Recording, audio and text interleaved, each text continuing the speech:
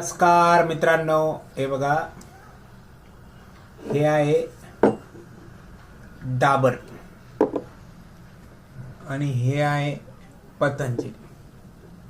आता या दोन्ही पण कंपन्या ज्या आहेत ह्या नावाजलेल्या कंपन्या आणि ह्या दोन्ही कंपन्यांचं हे जे हनी म्हणजे मध आणि दोन्ही कंपन्या ह्या शुद्धतेचा किती दावा करतात हे आपण बघा.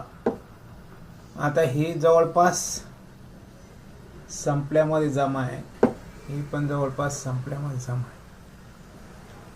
आता ह्या दोन्ही पण कंपन्या असं दाखवतात की ते कुठल्याही मिलावट किंवा मग त्याच्यात कुठलंही शुगर कंटेंट त्याच्यामध्ये ॲड करत नाही वा असं दाखवतात. परंतु ही बघा, सगळ्यात पहिले ही डाबर नावाची कंपनी, डाबर, आणि डाबर नावाच्या कंपनीचं हे हनी आहे. आता हे शेवटच्या राहिलेल्या हनीमध्ये हे कंप्लीट साखर दिसते. साखर म्हणा किंवा ग्लुकोज म्हणा, काही पण, हे साखर किंवा ग्लुकोज याच्यामध्ये दिसते. हे पूर्ण बॉटलमध्ये जर आपण बघितलं ना तर हे त्याच्यामध्ये पूर्ण दिसेल. जवळपास पाऊण बॉटल भरली साखरेचं. आणि तसंच दुसरी ही जी कंपनी पतंजली, याच्यात जवळपास अर्ध्याच्या वर हनी बाकी आहे आणि त्याच्यामध्ये पण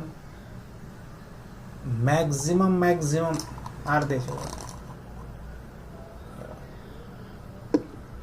साखर.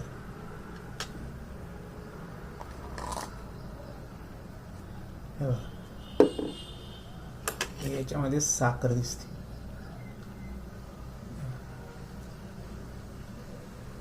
आता आपण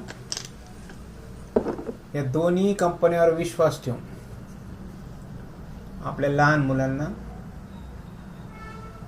आणि मध देत असतो.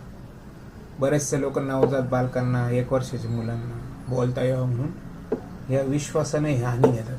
पण त्याच्यामध्ये खरी परिस्थिती तुम्ही जर बघितली ना, दोघांमध्ये पण एक तर ग्लुकोज असेल किंवा साखर असेल.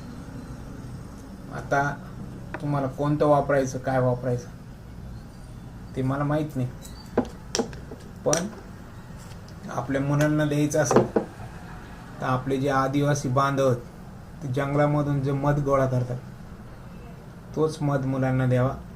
बाकीच्या ह्या अशा कंपन्यांवर आपण किती भरोसा ठेवायचा. ज्यांना आवडत असेल त्यांनी खुशाल खावं, पण सुजाण नागरिकांना विनंती आहे की आपण आपल्या मुलांना अशा प्रकारे देऊ नये.